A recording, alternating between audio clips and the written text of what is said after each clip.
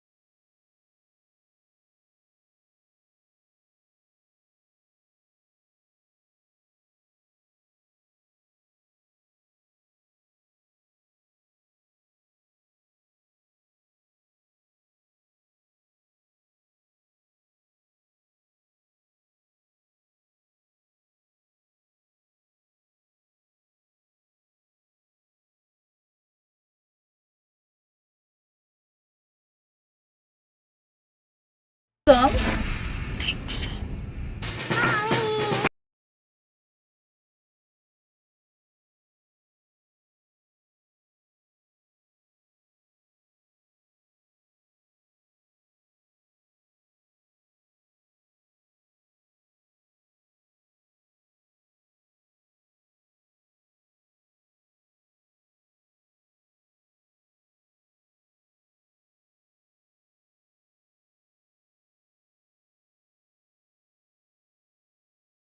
I'm not good with Texas people. Sophie, it is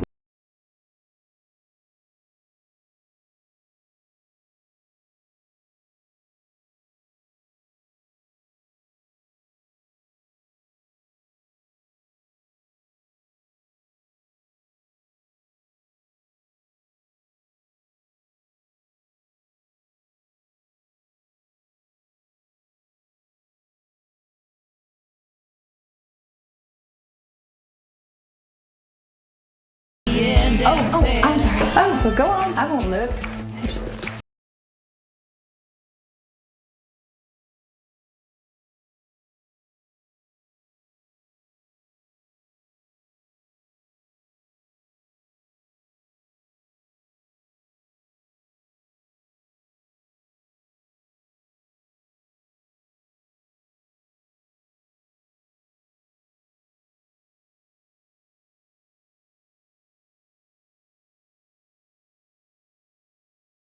a whole lot better.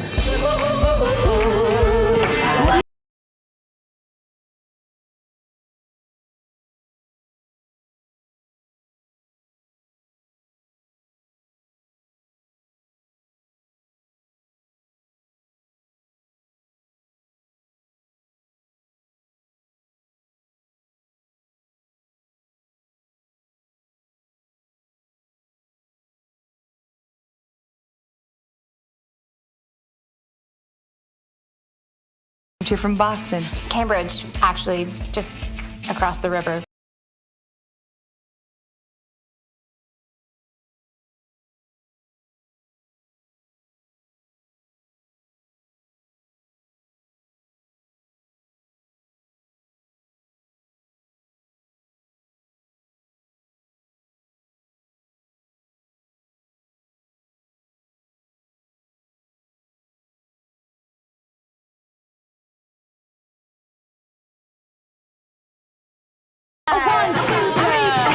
Pull.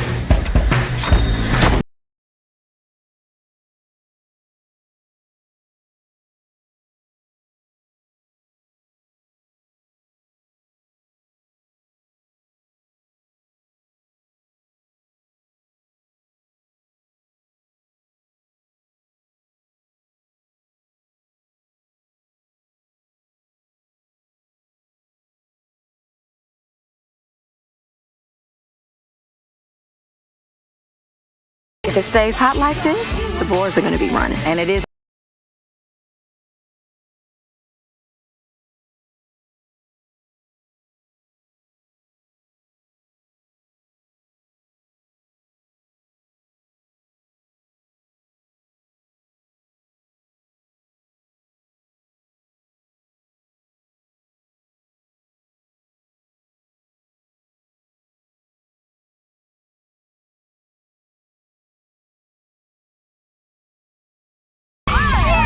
Thanks for inviting me. Oh, honey, the night is.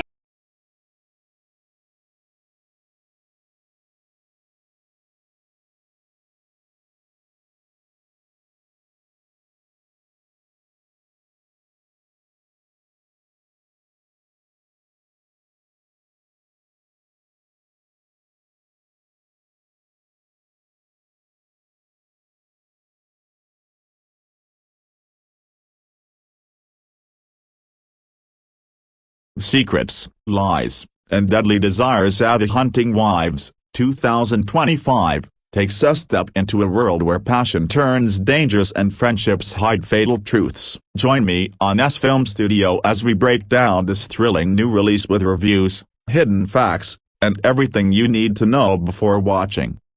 The Hunting Wives is an American drama TV series that is based on the novel written by May Cobb. The show features a cast that includes Malin Akerman, Brittany Snow, Dermot Mulroney, Evan Jonah Kiet, Chrissy Metz, Jaime Ray Newman, and Katie Lowes. The series was released on Netflix on July 21, 2025. The Hunting Wives, 2025. Plot summary. The following is a detailed plot summary of the 2025 Netflix series The Hunting Wives, an 8-episode drama based on May Cobb's 2021 novel of the same name. The series, which premiered on July 21, 2025, is set in the fictional East Texas town of Maple Brook and follows Sophie O'Neill as she becomes entangled in a web of seduction, secrets, and murder within an elite socialite group known as the Hunting Wives. The summary is derived from available information and focuses on delivering a comprehensive recounting of the plot as presented in the series, adhering closely to the source material without adding original content. Series overview. The Hunting Wives is a suspenseful drama that blends elements of erotic thriller, murder mystery, and social satire. The series stars Brittany Snow as Sophie O'Neill, Malin Akerman as Margot Banks, Dermot Mulroney as Jed Banks, Evan Jonah Kiet as Graham O'Neill, Chrissy Metz as Star, Jaime Ray Newman as Collie, Katie Lowes as Jill, and George Ferrier as Brad. Created and showrun by Rebecca Cutter, the series explores themes of obsession, infidelity, and the clash between liberal and conservative ideologies in a small, affluent Texas community. All 8 episodes, ranging from 46 to 55 minutes, were released on Netflix on July 21, 2025, after the series moved from Starz to Netflix following a corporate separation between Lionsgate and Starz. Episode by episode plot summary. Episode 1,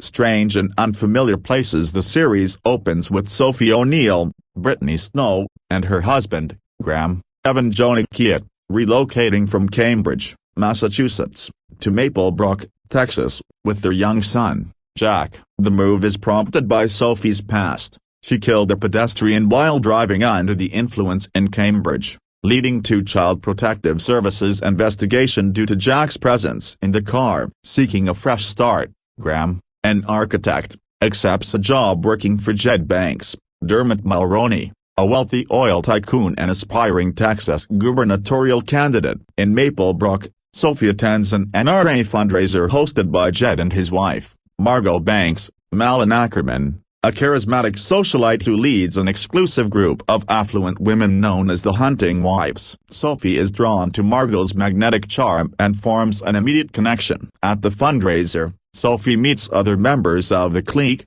including colleague Jaime Ray Newman, the sheriff's wife and Margot's second-in-command, and Jill, Katie Lowes, the wife of Reverend Clint, Jason Davis, and mother of teenager Brad, George Ferrier. Brad is dating Abby, Madison Wolfe, the daughter of star, Chrissy Metz, a working-class single mother excluded from the elite social circle. Margot invites Sophie to join the Hunting Wives for a Friday night outing, which escalates into a night of dancing and revelry. During the evening, a mysterious one-eyed man confronts Margot, calling her Mandy, hinting at a hidden past. Later, Margot drives Sophie home and probes about her reluctance to drink or drive, prompting Sophie to reveal her past accident. The episode ends with a flash-forward to 3 weeks later, showing a blonde woman, or possibly Sophie or Abby, being hunted through the woods by someone in stylish boots, suggesting an impending murder. Episode 2, Knock-in Boots. 2 weeks before the murder depicted in the flash-forward,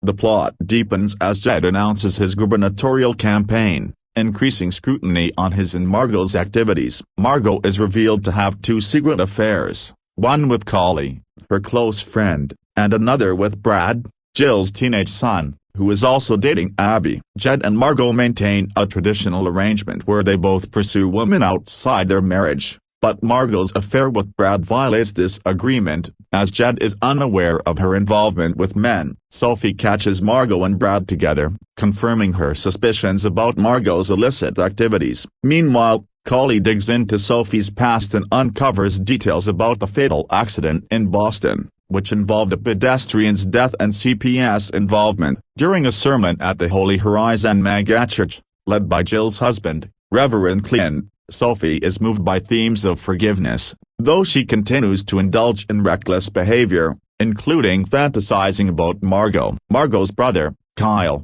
Michael Aaron Milligan, a troubled figure living in a trailer, is introduced, and Margot pays him $20,000 annually to keep their connection discreet. The one-eyed man who called Margot Mandy is linked to Kyle's debts, adding to Margot's secrets. The episode highlights Sophie's growing fascination with Margot and the Hunting Wives' hedonistic lifestyle. Episode 3, Sunrise, tells the story. The identity of the murdered girl from the flash-forward is revealed as Abby, Star's daughter. Her body, found in the woods where the Hunting Wives practice skeet shooting, has been partially mauled by boars but shows a gunshot wound. The local sheriff's department, led by Sheriff Johnny Branton Box, and deputies Wanda Salazar, Karen Rodriguez, and Walter Flint, Hunter Emery, investigates, with Salazar suspecting a connection to the earlier disappearance of another girl, Casey Crum. A flashback shows Salazar being shot in the head while investigating a hunting cabin related to Casey's case,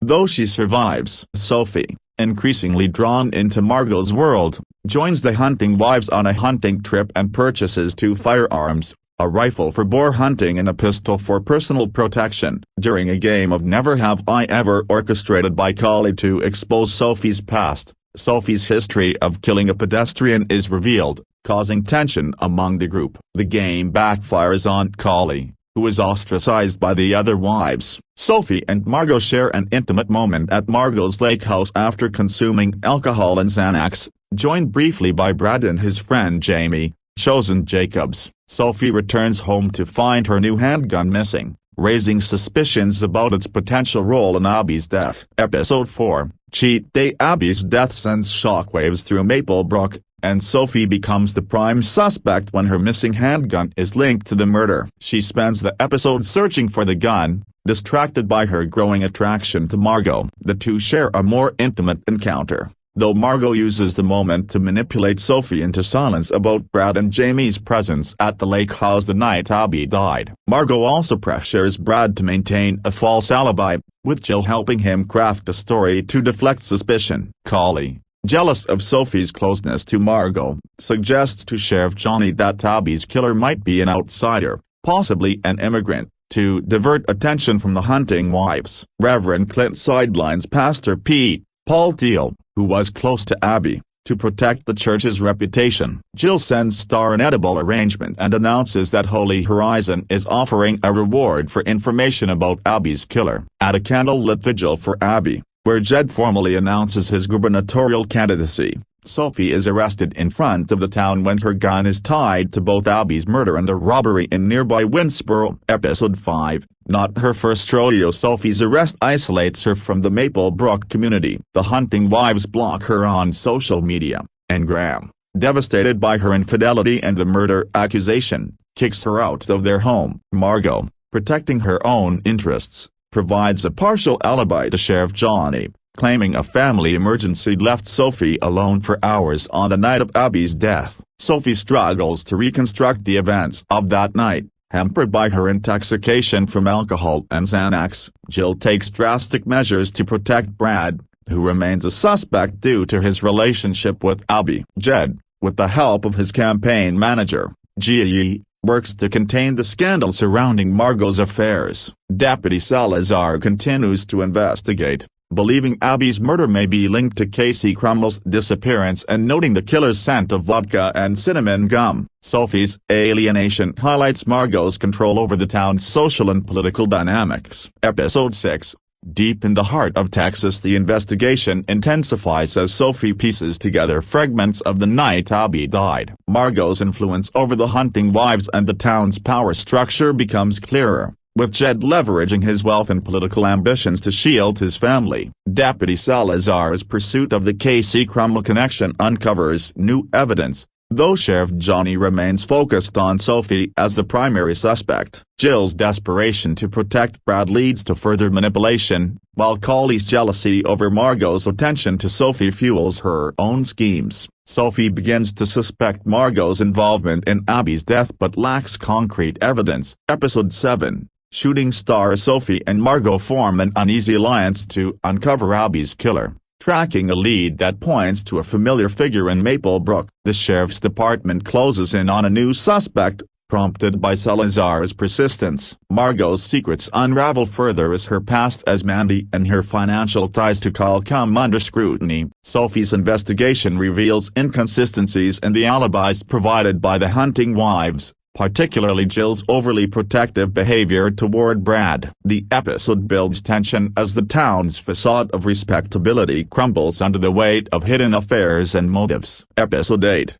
Sophie's choice. In the season finale, Collie revels in her newfound prominence as Margot's secrets are exposed. Margot discovers that Kyle has been blackmailing her, using her past identity as Mandy to extort money. Sophie finally pieces together the night of Abby's death, realizing that Margot shot Abby during a confrontation in the woods, motivated by her affair with Brad and fear of exposure. In a shocking twist, Sophie, desperate to protect herself, commits vehicular homicide for the second time, killing Kyle in the same manner as her past accident in Cambridge, running him over while under the influence. The series concludes with Sophie's actions cementing her transformation from an outsider seeking redemption to a participant in Maple Brook's cycle of deception and violence. Margot's murder of Abby and Sophie's killing of Kyle are covered up, with the hunting wives' influence ensuring the truth remains buried. The town's elite close ranks, leaving Sophie entangled in their world of secrets,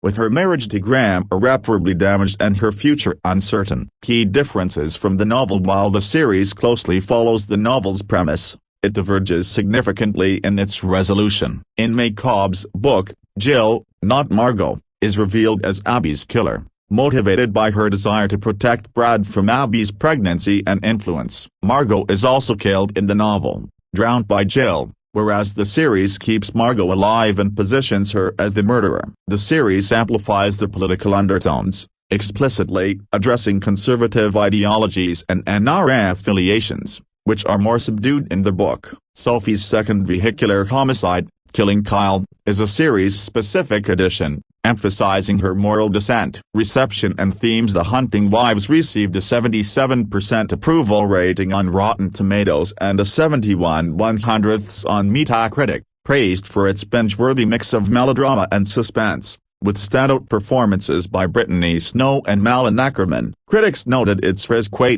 copyright soap quality, drawing comparisons to Desperate Housewives and Big Little Lies, though some found its melodrama shallow. The series explores themes of obsession, infidelity, class disparity, and the hypocrisy of conservative elites, with a particular focus on the tension between Sophie's liberal background and Maple Brook's conservative culture. Conclusion. The Hunting Wives, 2025, delivers a provocative narrative of seduction and betrayal, centered on Sophie O'Neill's descent into the dangerous world of the Hunting Wives. Through 8 episodes, the series weaves a complex tapestry of murder, affairs, and political ambition in a small Texas town, culminating in a shocking finale that deviates from its source material. The performances, particularly by Snow and Akerman, anchor the series' blend of erratic thriller and murder mystery, making it a compelling, if melodramatic, exploration of power and deceit. The casting of Brittany Snow as Sophie O'Neill in The Hunting Wives, 2025, represents a pivotal choice that anchors the series' exploration of suburban ennui and hidden dangers. Snow, known for her versatile portrayals of complex young women navigating personal upheavals, brings a nuanced vulnerability to Sophie, a former public relations executive who relocates from the bustling streets of Boston to the seemingly idyllic but treacherous landscape of East Texas. In the role, Sophie is depicted as a woman grappling with boredom and identity loss after abandoning her high-powered career for her husband's professional opportunity. This character arc demands an actress capable of conveying subtle shifts from curiosity to obsession, and Snow's previous work demonstrates her adeptness at such transformations. For instance, in the Pitch Perfect trilogy, where she played Chloe Beale, Snow showcased her ability to blend charm with underlying emotional depth, often portraying characters who mask insecurities with outward confidence. This skill set aligns perfectly with Sophie's journey, as she becomes entangled with the elite socialite group led by Margot Banks, succumbing to their world of shooting ranges, secrets, and eventual murder accusations. Extending beyond mere surface appeal, Snow's casting likely stems from her experience in ensemble-driven narratives, such as American Dreams, where she portrayed Meg Pryor, a teenager coming of age amid societal changes in the 1960s. That role required her to navigate family dynamics and personal growth, much like Sophie's relocation strains her marriage to Graham O'Neill and exposes her to the Hunting Wives' manipulative circle. In The Hunting Wives, Sophie's restlessness is palpable from the outset. She ditches sobriety and immerses herself in church activities and gun clubs to fit in, only to find herself at the center of a murder investigation involving a teenage girl named Abby Jackson. Snow's ability to humanize flawed protagonists, as seen in her performance as Bobby Lynn in the horror film X, 2022, where she played a confident yet doomed adult film star, adds layers to Sophie's descent into moral ambiguity. Critics have noted how Snow's expressive eyes and subtle facial cues convey internal conflict without overt dramatics, a technique that will undoubtedly heighten the thriller elements of the series. Moreover, her real-life advocacy for mental health and women's issues resonates with Sophie's themes of empowerment and entrapment, suggesting a casting decision that prioritizes authenticity. Snow herself has expressed enthusiasm for the scripts, admitting she was hooked and desperate to uncover the plot twists, which indicates a personal investment that translates to on-screen intensity. This choice not only elevates the character's relatability but also positions Snow as the emotional core of an ensemble that thrives on interpersonal tensions.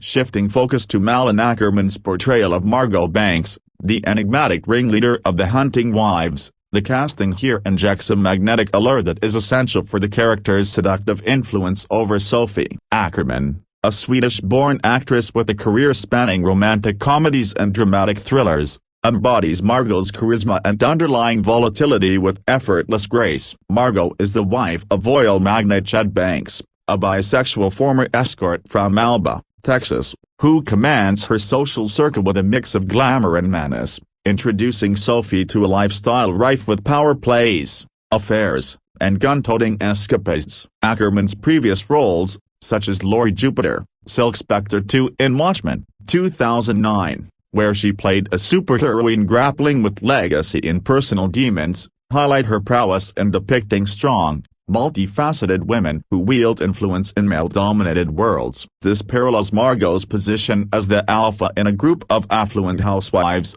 where she maintains her luxurious existence while colluding with her misfit brother Kyle and engaging in extramarital liaisons. In Billions, Akerman's portrayal of Laura Axelrod, a savvy and ambitious spouse in the cutthroat finance arena, further demonstrates her ability to convey calculated ambition, a trait that Margot uses to draw Sophie into her web. The casting choice underscores the series' themes of temptation and betrayal, as Akerman's natural poise and intensity make Margot's manipulations believable and compelling. Beyond her filmography, which includes comedic turns in 27 Dresses and Rock of Ages, Akerman brings a European sophistication that contrasts with the Texan setting, enhancing Margot's outsider-insider dynamic. Interviews reveal Akerman's excitement about exploring Margot's complexities, noting the character's evolution from the book, where her name is spelled Margot, to the screen, emphasizing her as a force of chaos in Sophie's life. This strategic casting ensures that Margot isn't just a villain but a captivating anti-hero and whose allure drives the narrative forward.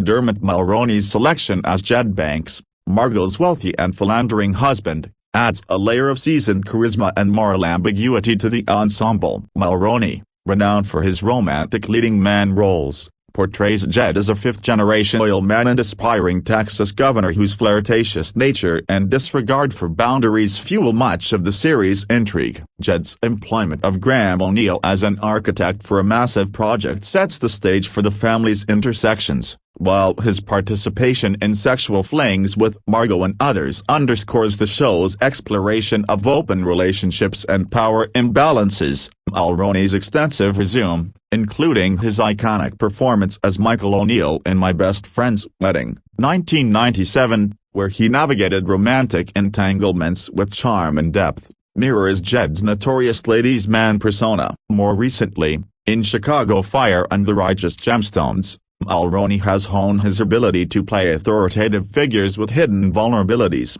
making him ideal for Jed's gubernatorial ambitions clashing with personal indiscretions. His musical talents as a professional cellist, featured in scores for films like Spider-Man: Homecoming, add an artistic dimension to his off-screen persona, though it's his on-screen gravitas that elevates Jed from a stereotypical tycoon to a multifaceted antagonist. The casting reflects a deliberate choice to pair Mulroney's affable yet intense presence with Akerman's Margot, creating a dynamic couple whose lifestyle tempts and threatens the O'Neills. Mulroney's transition from film to television, as seen in Shameless, allows him to delve into Jed's complexities, such as his willingness to risk his political career for hedonistic pursuits, enriching the thriller's suspense.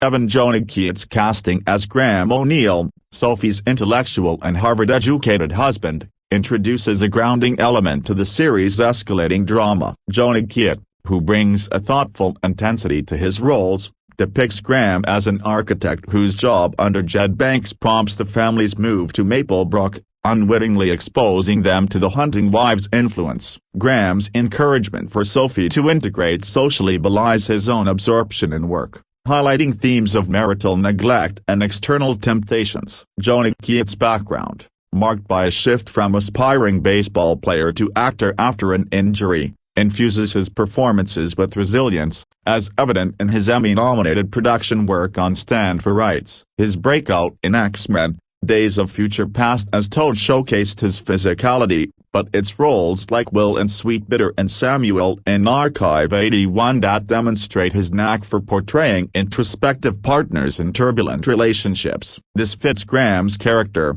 a man who prides himself on his Ivy League pedigree yet fails to see the dangers encroaching on his marriage. Jonah Keate's subtle acting style, often conveying emotion through restraint, contrasts with the more flamboyant personalities in the cast. making Graham a relatable foil to the extravagant Banks. The casting choice emphasizes the series' focus on how everyday decisions lead to extraordinary consequences, with Jonah Keate's chemistry with Snow promising authentic depictions of a straining partnership.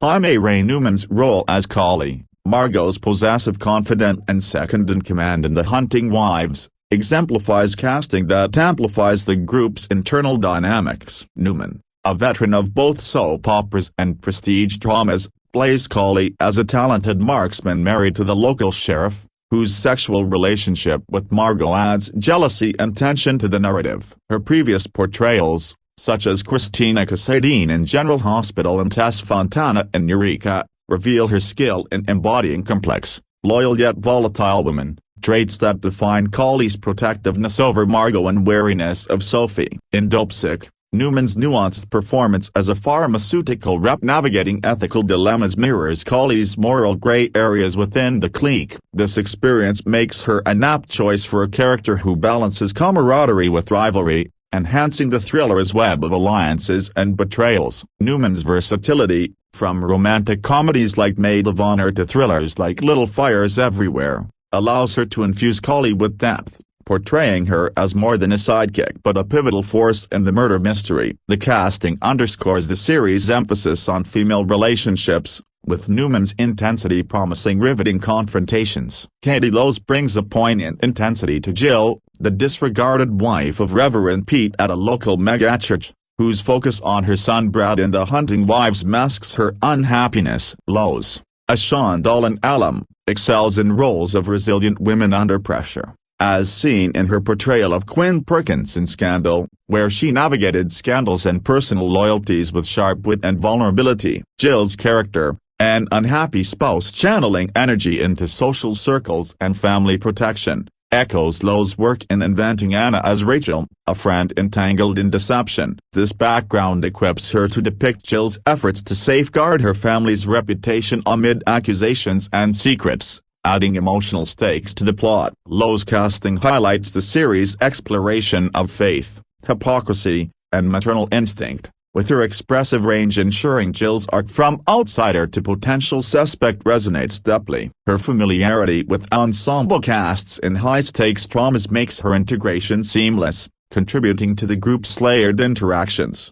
Chrissy Metz's portrayal of Star, a devout Christian single mother and outsider to The Hunting Wives, injects heartfelt authenticity into the narrative. Metz, best known for Kate Pearson in This Is Us, where she explored body image, family dynamics, and personal growth, brings similar empathy to Star, whose daughter Abby dates Brad and becomes a murder victim. Star's accusations against the group, particularly Jill, stem from grief and suspicion, and Metz's experience in dramatic roles like American Horror Story allows her to convey raw emotion. Her casting choice emphasizes themes of exclusion and resilience, as Star's outsider status contrasts with the elite clique, heightening class and moral tensions. Metz's advocacy for inclusivity aligns with Star's portrayal, making her a compelling voice in the thriller's chorus of suspects and victims.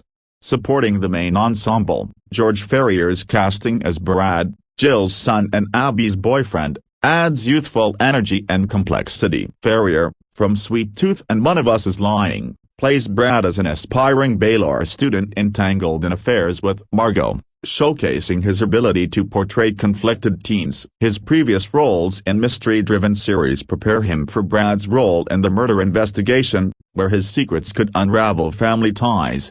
Madison Wolfe as Abby, the tragic teenage victim, brings a haunting presence drawn from her horror background in The Conjuring 2. Wolfe's skill in conveying innocence amid darkness makes Abby's death the catalyst for the series' twists. Joyce Glenn as Mani, a member of The Hunting Wives, contributes diversity and intrigue, with her emerging career in Checkmate suggesting fresh talent for the group's dynamics.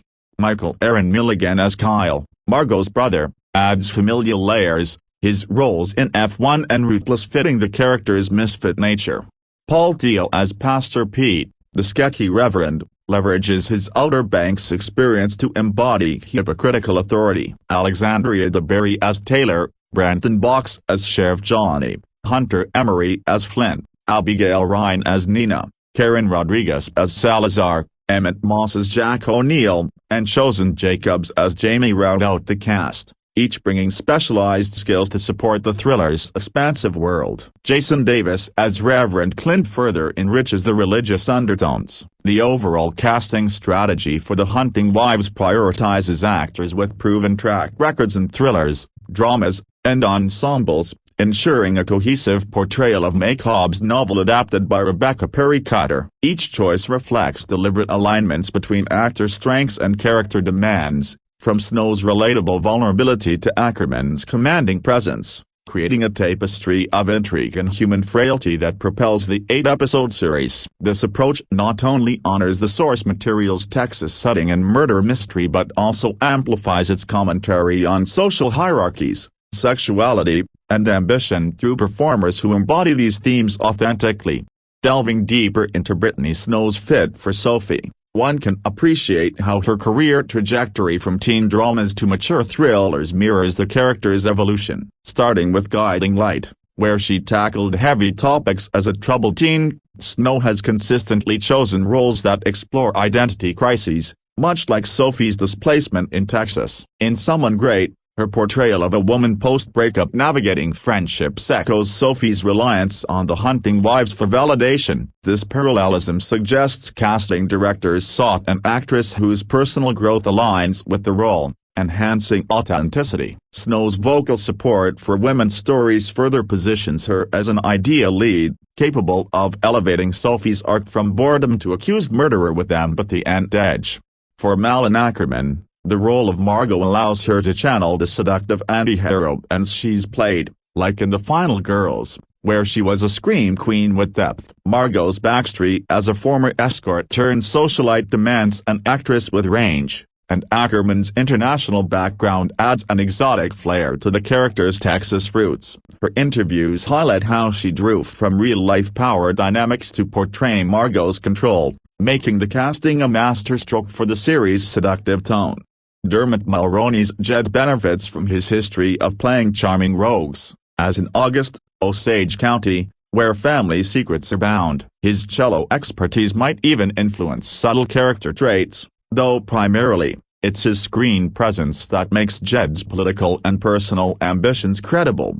Evan Jonah Keats Graham draws from his Whiskey Tango Foxtrot role as a soldier and chaos, paralleling Graham's unwitting immersion in the bank's world. His producing credits indicate a collaborative spirit, beneficial for ensemble work. Jaime Ray Newman's Collie, with her Veronica Mars mystery experience, heightens the group's suspense. Katie Lowe's Jill, informed by Super 8's emotional depth, captures maternal desperation. Chrissy Metz's Star, post-breakthrough, embodies faith-based resilience. The supporting cast, like Ferrier's Brad from Juniper, adds fresh perspectives, ensuring the series' casting is comprehensive and immersive. The Hunting Wives, 2025, Production and Release Analysis. Production development and pre-production. The development journey of The Hunting Wives began with the success of May Cobb's 2021 novel of the same name, which caught the attention of television producers seeking compelling source material for adaptation. The transformation from page to screen involved a complex web of industry relationships and corporate maneuvering that would ultimately shape the series' unique production and distribution story. In October 2023,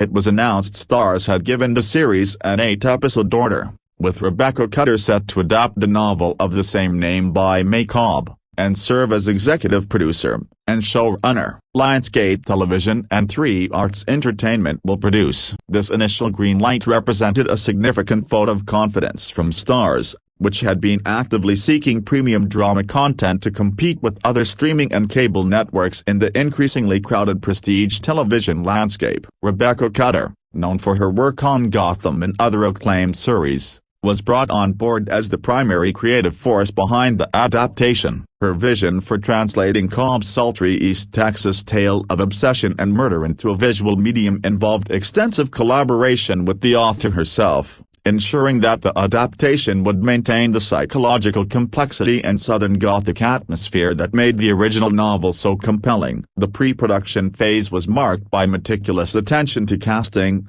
as the success of the series would largely depend on finding actors who could embody the complex, morally ambiguous characters at the heart of the story. The casting process began in earnest in late 2023 and continued through the first quarter of 2024, with each role carefully considered to ensure the right chemistry and dramatic tension. Pre-production began on January 18, 2024 in North Charlotte, with 18 weeks of filming shortly following. This extended pre-production period allowed the creative team to establish the visual language of the series, design elaborate sets that would convincingly portray the affluent East Texas setting, and develop the intricate wardrobe and production design elements that would bring the world of Maplebrook to life. The choice of North Carolina as the production base, rather than filming in Texas itself, was driven by a combination of economic incentives and logistical considerations. North Carolina's robust film incentive program,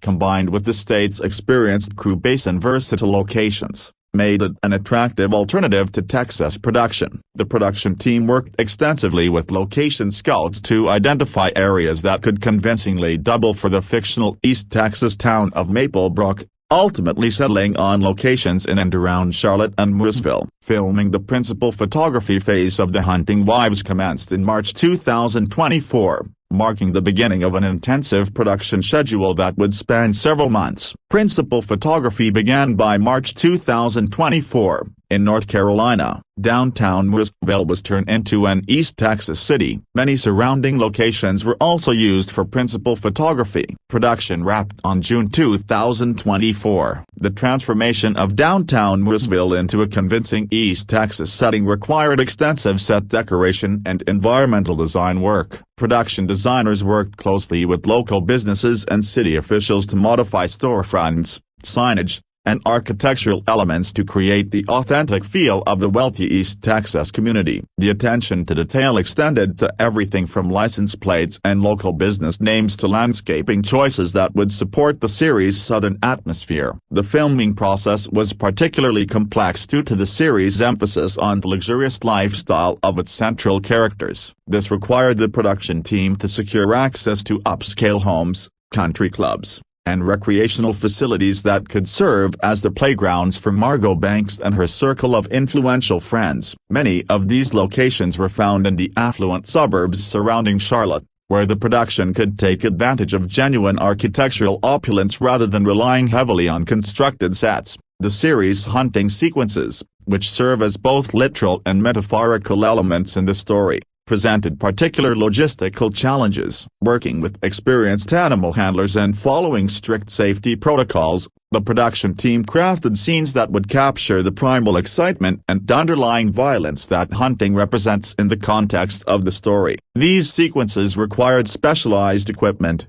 expert consultation on hunting practices, and careful coordination with wildlife management authorities. Weather presented both opportunities and challenges during the North Carolina shoot. The production team had to adapt to changing seasonal conditions while maintaining visual continuity, but they also took advantage of the natural beauty of the region's landscapes to enhance the series' cinematography. The lush, sometimes ominous quality of southern vegetation played a crucial role in establishing the gothic undertones that permeate the series. Director of photography and camera teams worked extensively to develop a visual style that would complement the psychological complexity of the story. This involved experimenting with different lighting techniques to capture both the sun-drenched luxury of the characters' public lives and the shadowy psychological spaces they inhabit privately. The cinematographic approach emphasized the contrast between surface beauty and underlying corruption that forms the thematic core of the series. The ensemble cast's performance during the filming period was particularly noteworthy given the complex interpersonal dynamics their characters navigate. Malin Åkerman and Brittany Snow's on-screen chemistry as Margot and Sophie required extensive rehearsal and careful scene construction to capture the seductive yet dangerous relationships between their characters. The supporting cast,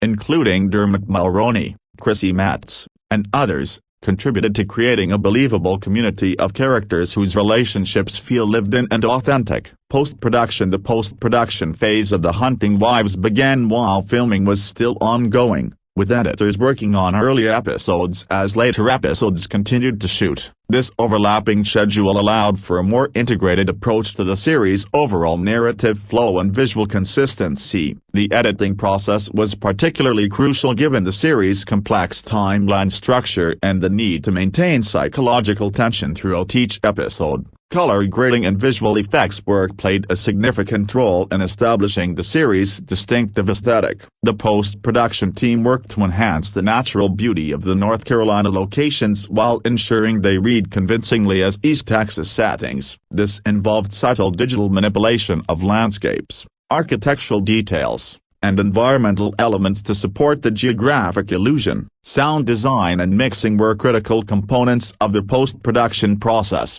particularly given the importance of creating an immersive southern atmosphere. The audio team worked to capture and enhance the ambient sounds of the region, from cicadas and birdsong to the subtle acoustics of different interior spaces that would transport viewers into the world of the series. Dialogue editing was particularly important given the cast's need to maintain convincing southern accents throughout the series. The series' score and musical elements were developed during post-production to complement the show's themes of seduction, obsession, and violence. The music needed to capture both the surface glamour of the characters' lives and the underlying psychological darkness that drives the plot. This required a sophisticated approach to musical storytelling that could support dramatic moments without overwhelming the performances. Visual effects work, while not extensive, was crucial for certain key sequences in the series. This included digital environment extensions, weather effects, and subtle enhancements to practical effects used in more dramatic scenes. The VFX team worked to ensure that all digital elements felt seamlessly integrated into the practical photography. Post-production also involved extensive work on the series' marketing materials, including trailers, promotional stills, and other content that would be used to promote the series across various platforms. This work became particularly important given the unusual distribution path the series would ultimately take. Music. The musical landscape of The Hunting Wives was carefully crafted to enhance the series' exploration of Southern Gothic themes and psychological complexity. The original score was designed to reflect the duality of the characters' lives, the polished surface of wealth and respectability contrasted with the dangerous undercurrents of obsession and violence that drive the narrative forward. The composers approached the project with an understanding that the music needed to serve multiple narrative functions. During scenes of social interaction and apparent normalcy, the score maintains a lighter, more sophisticated tone that reflects the character's affluent lifestyle. However, as psychological tensions build and the darker aspects of the story emerge, the musical palette shifts toward more ominous and unsettling territory. Traditional Southern musical elements were incorporated selectively, avoiding obvious cliché copyright while still grounding the series in its regional setting. This included subtle use of instruments and musical styles associated with Texas and the broader American South, integrated in ways that felt organic to the story rather than superficially applied. The series also made strategic use of existing popular music to enhance specific dramatic moments and establish temporal and cultural context. Song choices were made to complement character development and advance plot points, with particular attention paid to how musical selections would resonate with the target audience. The sound mixing process for the series was particularly complex due to the need to balance dialogue, ambient sound, and musical elements across a variety of acoustic environments. From intimate interior conversations to outdoor hunting scenes, each setting required careful attention to how sound elements work together to create the desired emotional impact. Music licensing presented both creative opportunities and logistical challenges, particularly given the series' eventual transition from Starz to Netflix. The music department had to navigate complex rights issues while ensuring that the final product would be cleared for distribution across multiple platforms and territories. Released theatrical, The Hunting Wives was conceived and produced as a television series rather than a theatrical film, which means traditional theatrical release strategies did not apply to this project. However, The series' release strategy evolved significantly during the production and post-production process due to changing corporate relationships and distribution priorities. The original plan called for the series to debut on Starz as part of that network's premium programming lineup. Starz had positioned itself as a destination for sophisticated adult drama series, and The Hunting Wives fit well within that programming strategy. The network's approach typically involves releasing all episodes of a limited series simultaneously or following a weekly release schedule,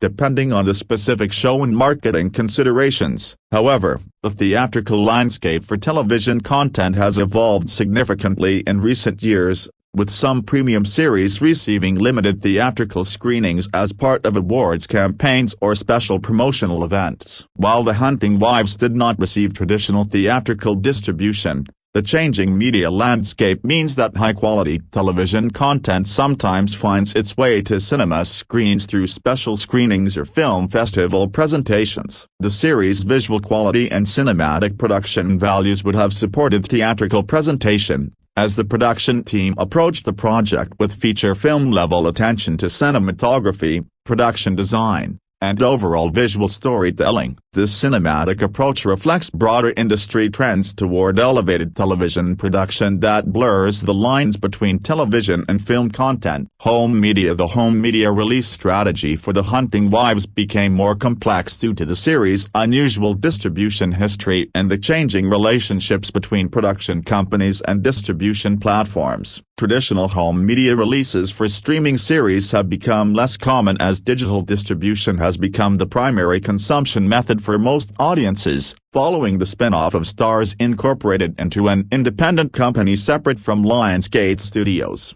Lionsgate Television acquired rights to The Hunting Wives back from Starz. This corporate restructuring significantly impacted the series' distribution strategy and created opportunities for alternative release approaches. The shift to Netflix distribution changed the typical home media timeline and strategy. Netflix's approach to home media releases varies significantly from traditional network or cable releases, as the platform typically focuses on digital availability rather than physical media sales. However, successful Netflix series sometimes receive physical media releases through partnerships with home video distributors. For collectors and fans who prefer physical media, the series' production values and star power could support eventual Blu-ray or DVD releases. The visual quality of the series, combined with potential bonus features like behind-the-scenes content, cast interviews, and commentary tracks, would provide value for physical media releases. Digital ownership and rental options represent the most likely home media strategy for The Hunting Wives. Platforms like Amazon Prime Video, Apple TV, Google Play, and Vudu typically offer purchase and rental options for streaming series after their initial platform exclusivity periods expire. The specific timing and availability of these options depend on licensing agreements between the various corporate entities involved in the series production and distribution. International home media distribution presents additional complexities, as different regions have varying relationships with streaming platforms and physical media markets. The series appeal to international audiences, combined with the star power of its cast, could support various international release strategies tailored to specific regional markets. Reception. Box office. As a streaming television series rather than a theatrical film, The Hunting Wives does not have traditional box office performance metrics. However, the series' performance can be evaluated through streaming viewership data, audience engagement metrics, and the broader impact on the platforms that distribute it. Lionsgate TV boss Kevin Beggs tells The Wrap about the guerrilla marketing campaign that turned The Hunting Wives into a Netflix hit. This suggests that the series performed well enough on Netflix to be considered a success story, despite its unconventional path to the platform. Netflix's approach to measuring success differs significantly from traditional box office metrics. The platform considers factors like completion rates, rewatching behavior, social media engagement, and international performance when evaluating a series' success. While specific viewership numbers are rarely disclosed, Netflix's internal metrics likely showed positive performance for The Hunting Wives to generate the kind of industry attention it received. The series' performance on Netflix also demonstrated the value of the content library that Lionsgate Television controls. Netflix has picked up exclusive U.S. rights to drama series The Hunting Wives, previously set at Starz, starring Malin Åkerman and Brittany Snow. This acquisition was part of broader licensing arrangements between Netflix and Lionsgate Television, suggesting that the content was valuable enough to justify significant licensing fees. International distribution and performance metrics add another layer to the series' commercial success. Netflix's global reach means that The Hunting Wives had the potential to find audiences in markets around the world, expanding its commercial impact beyond what would have been possible with traditional U.S. cable distribution through Starz. The series' commercial performance also benefited from the star power of its cast. Malin Åkerman and Brittany Snow both bring established fan bases and recognition value that likely contributed to audience interest and initial viewing decisions. This celebrity factor, combined with the series' provocative subject matter, created marketing advantages that supported strong performance. Critical response. The critical reception of The Hunting Wives reflected the series' successful balance of pulpy entertainment and sophisticated storytelling. The review aggregator website Rotten Tomatoes reported a 77% approval rating based on 22 critic reviews. The website's critics' consensus reads, "Brittany Snow and Malin Akerman are diabolically fun to watch in The Hunting Wives, a risk-weighted copyright soap that turns bad behavior into highly bingeable fun." This critical consensus highlights several key strengths that reviewers identified in the series. The performances of the lead actresses were consistently praised, with critics noting the chemistry between Snow and Åkerman and their ability to navigate the complex psychological territory their characters inhabit. The diabolically fun characterization suggests that critics appreciated the series' willingness to embrace its more sensational elements while maintaining character depth and narrative sophistication. The characterization of the series as a risk-weighted copyright soap indicates that critics understood and appreciated the series' genre positioning. Rather than attempting to present itself as prestige drama in the mold of more serious cable series, The Hunting Wives embraced its soap opera elements while elevating the material through strong performances and production values. Critics also responded positively to the series' exploration of themes related to wealth, privilege, and moral corruption. The East Texas setting provided a rich backdrop for examining how money and social status can enable destructive behavior, and reviewers noted the series' effectiveness in using this milieu to explore broader themes about American society and values. The highly bingeable quality mentioned in the critical consensus reflects the series' success in creating compelling episode-to-episode momentum. Critics noted that despite dealing with serious themes like murder and psychological manipulation, the series maintained an entertaining pace and provided satisfying dramatic payoffs that encouraged continued viewing. Some critics praised the series' production values, noting the effectiveness of the North Carolina locations in creating a convincing East Texas atmosphere. The cinematography, production design, and costume work were frequently mentioned as contributing to the series' overall effectiveness in creating an immersive world for its characters. However, some reviewers also noted areas where the series could have pushed further into more challenging territory. While most critics appreciated the entertainment value of the series, some suggested that there were opportunities for deeper exploration of the social and psychological themes that the story touched upon. The series' handling of violence and sexuality received mixed critical attention. While many reviewers appreciated the series' mature approach to these elements, some critics questioned whether the series struck the right balance between titillation and meaningful dramatic exploration. International critical response, where available, generally aligned with domestic reviews. Critics in various markets appreciated the series' exploration of American social dynamics while finding the core story elements universally relatable in terms of human psychology and social behavior. The critical response also reflected broader industry trends toward accepting and celebrating entertainment that doesn't necessarily aspire to prestige status. The Hunting Wives represented a successful example of elevated genre television that prioritizes entertainment value while maintaining production quality and performance standards. Critics frequently compared the series favorably to other recent examples of domestic thriller television, noting that The Hunting Wives found its own distinctive voice within a crowded subgenre. The Southern Gothic elements, combined with contemporary social dynamics, created a unique viewing experience that distinguished the series from similar projects. The critical reception ultimately supported the series' commercial success and contributed to its cultural impact. Positive reviews helped drive audience interest and supported the guerrilla marketing campaign that Lionsgate Television employed to maximize the series' visibility and impact on Netflix. Overall, the critical response to The Hunting Wives demonstrated that audiences and critics alike were hungry for well-executed genre entertainment that didn't shy away from provocative subject matter. The series' success in this regard helped establish it as a notable example of contemporary television's ability to balance commercial appeal with artistic ambition, even when dealing with potentially controversial themes and characters. Review and facts. Number 1. Though I have spent most of my life in America as a Texas resident,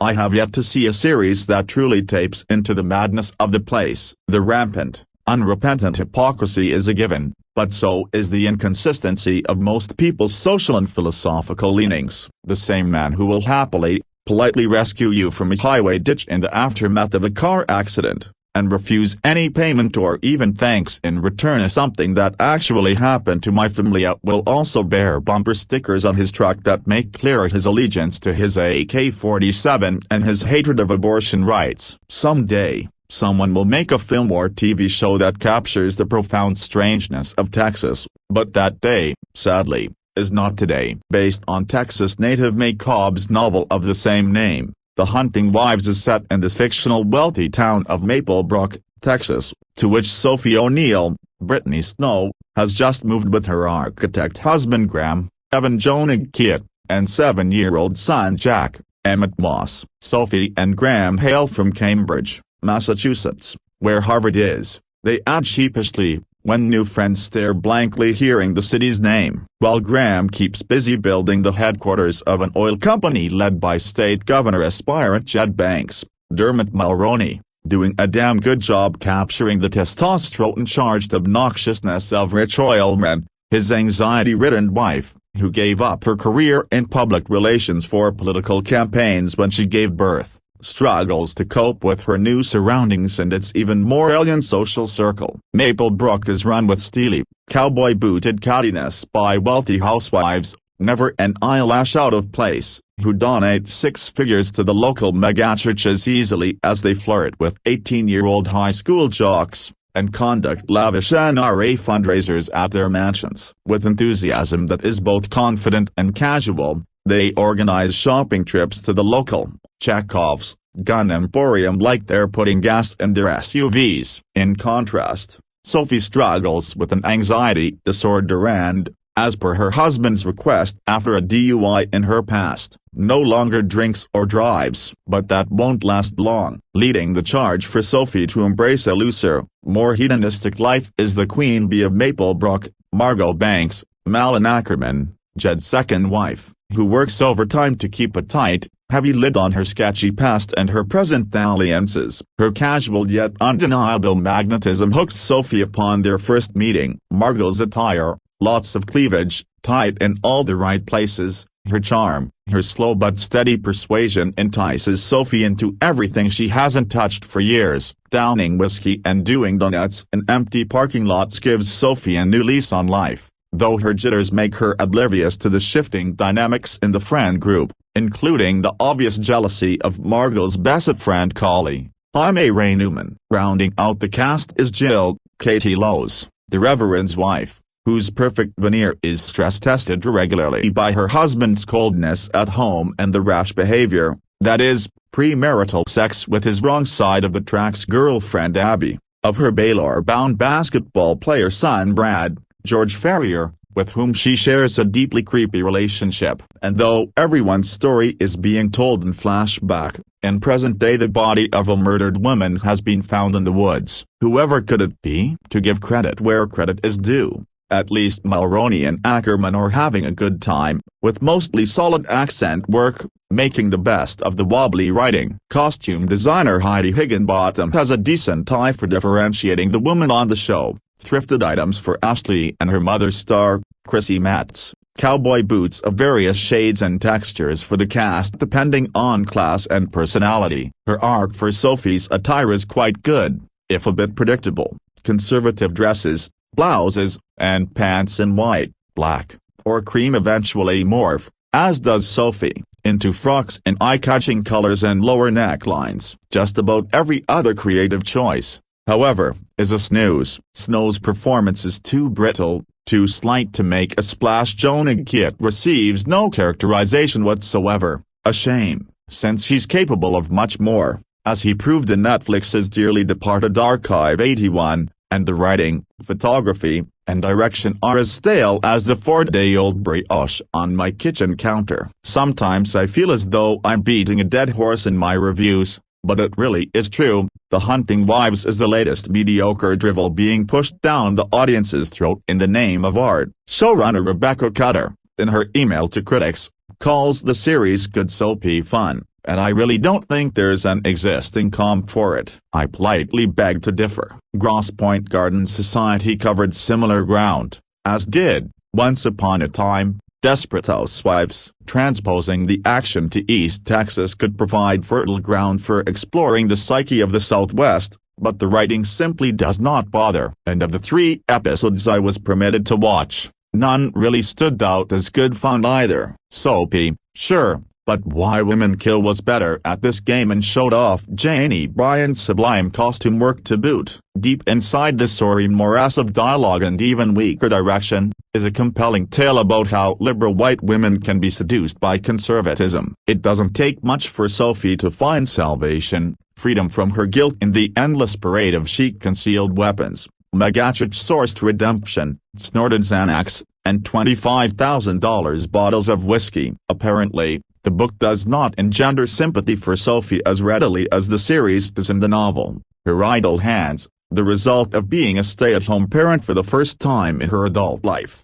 drive her obsession with Margot and her friends. But the TV show is far less nuanced, and Sophie is merely a lamb led astray, and a forgettable one at that. Number 2 in the 3rd episode of Netflix's The Hunting Wives, Sophie, Brittany Snow, posits a theory as to why her glamorous new best friend, Margot, Malin Akerman, might be sleeping with an inappropriately younger man. Perhaps, Sophie suggests, Margot sees the tryst as a second chance, a redo of her lonely and impoverished high school years. Margot listens politely, even allowing that Sophie might have a point. But that's not the real reason, she counters. She does what she does simply because she wants to, because it's fun. In that, Margot and her series share a guiding philosophy. The Hunting Wives consistently prioritizes steamy scenes over sensible plotting or nuanced characters, juicy twists over deep emotions or big ideas. It might all be incredibly frustrating, if it were not also so wildly entertaining. Created by Rebecca Cutter based on the book by May Cobb,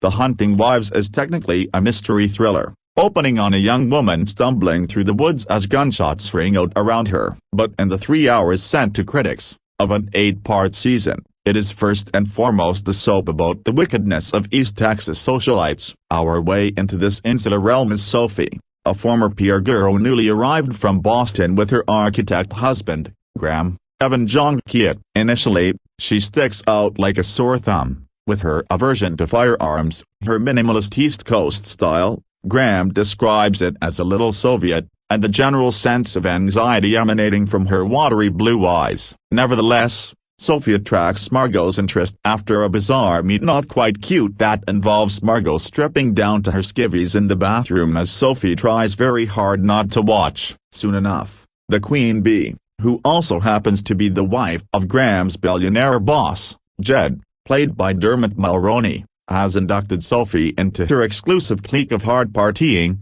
gun-toting mean girls, who answer the newbies' innocuous questions about their careers with an amused, "Work, we don't work, we wife." On another, classier show, the spark between Sophie and Margot might be sublimated into a stormy friendship, or take episodes if not seasons to turn explicitly sexual. The Hunting Wives, however, never leaves as subtext what it can turn immediately into brazen text. Akerman lays it on deliciously thick, practically purring as Margot cozies up to Sophie under the guise of teaching her how to shoot or tempts her into a game of spin the bottle, while Snow reacts with dazed curiosity or barely contained longing, and they're far from the only ones getting hot and bothered. Sophie and Margot's new connection is condoned by Jed, who likes to share his wife's playthings, and resented by colleague, Jaime Ray Newman, Margot's bestie and current side piece. It's a secret, for now, from Margot's high school-aged hookup Brad,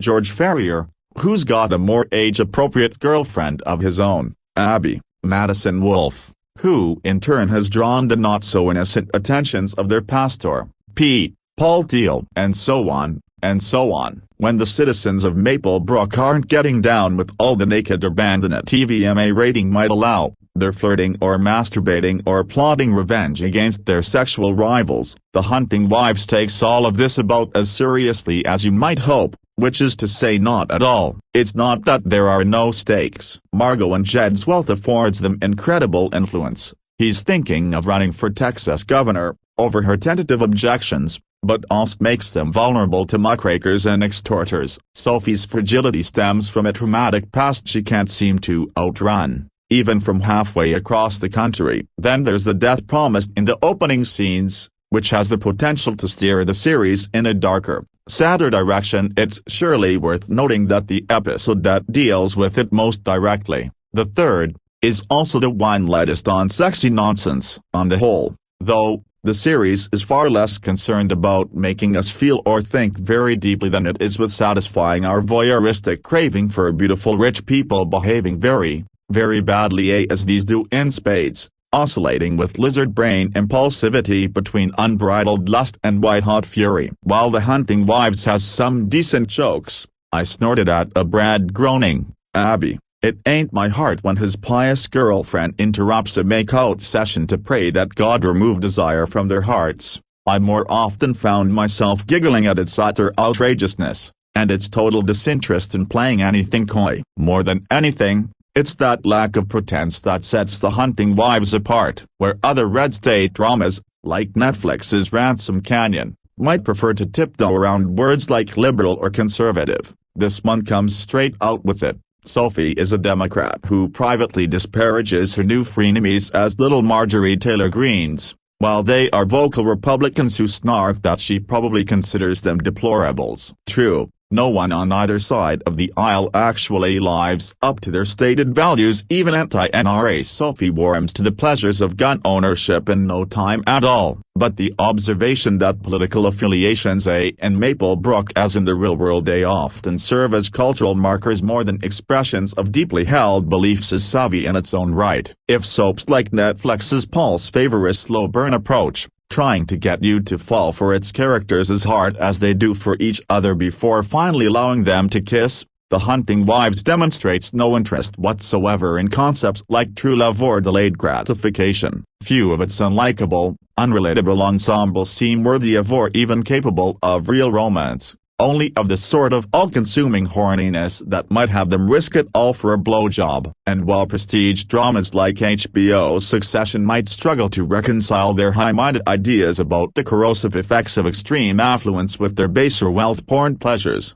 The Hunting Wives doesn't even pretend it's here for anything but a good time. Sure, these people are assholes, but you can TSK their greed on your own time right now. They're just here to act out for your titillation. No one is likely to mistake The Hunting Wives for the deepest show of the summer, and certainly not for the nicest. Nor do I suspect anyone will argue it's the smartest, though the sheer number of fizzy soaps that fall utterly flat should serve as proof that it takes a lot of smarts to make something this pleasurably stupid. But in terms of pure over-the-top fun, I suspect it'll be hard to beat Margot and Sophie and friends screwing and backstabbing their way through Maplebrook, all the way to some vicious bloody end. Number 3. The Hunting Wives, the first season of which is now on Netflix. is ideal summer TV. This lustful, proudly silly drama is just the kind of thing you can be seduced by on a hot day when all you want to do is sit inside and binge. Based on the novel by May Cobb and adapted by Rebecca Cutter,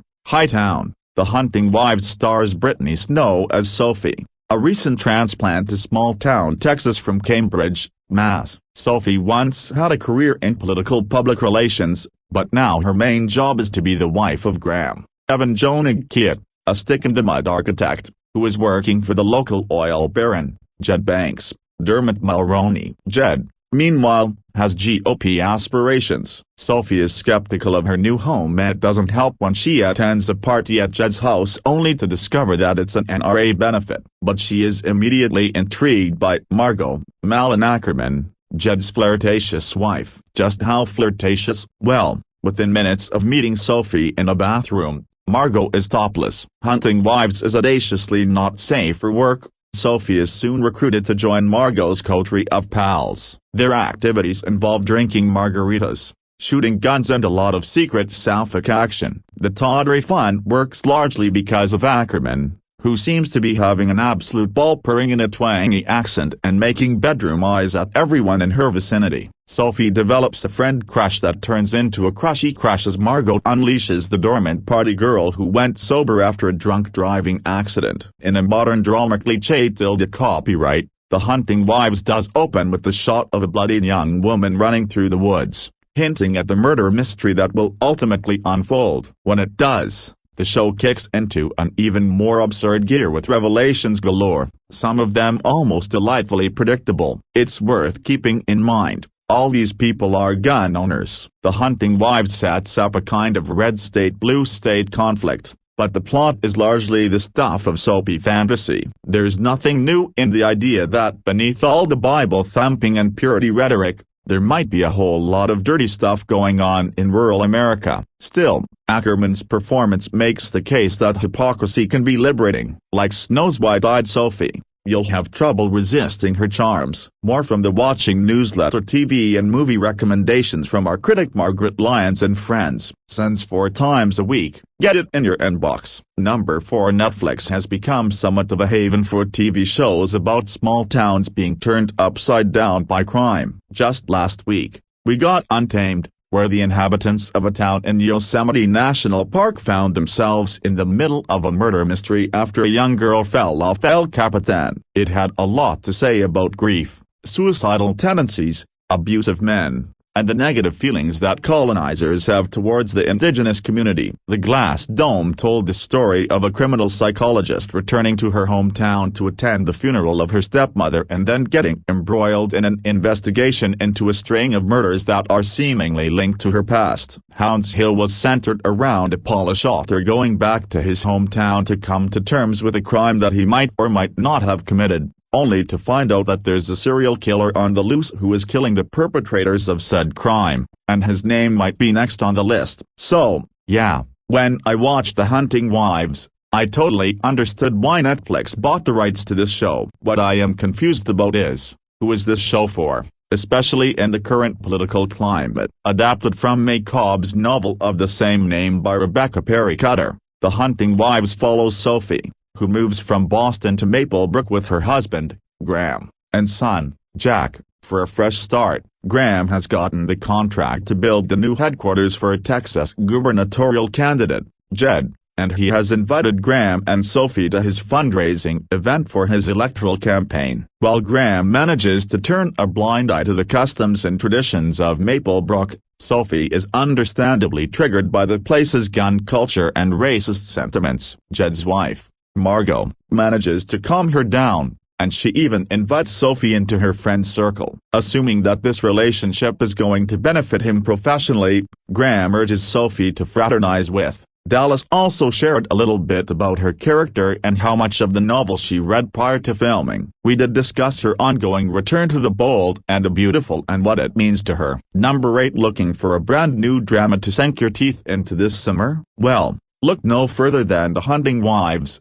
the Brittany Snow-led series that sees her try to fit in with the new circle of friends in a small Texas town. Unfortunately for her, once she befriends these gal pals, She quickly learns this isn't exactly the wholesome bunch and tries her best not to drown in their level of drama. Want to know more about the series based on the novel of the same name by May Cobb? Here's everything we know about The Hunting Wives. The Hunting Wives release date: The Hunting Wives premieres all of Season 1 on Monday, July 21st on Netflix. For those interested in watching, you'll need a subscription to the streaming service. Netflix currently offers several options for would-be subscribers. The Hunting Wives plot: Here's an official synopsis of The Hunting Wives. The Hunting Wives is a racy drama that follows newcomer Sophie O'Neill, Brittany Snow, as she becomes entranced with Margot Banks, Malin Akerman, a seductive socialite, and her exclusive circle of affluent girlfriends, known as the Hunting Wives,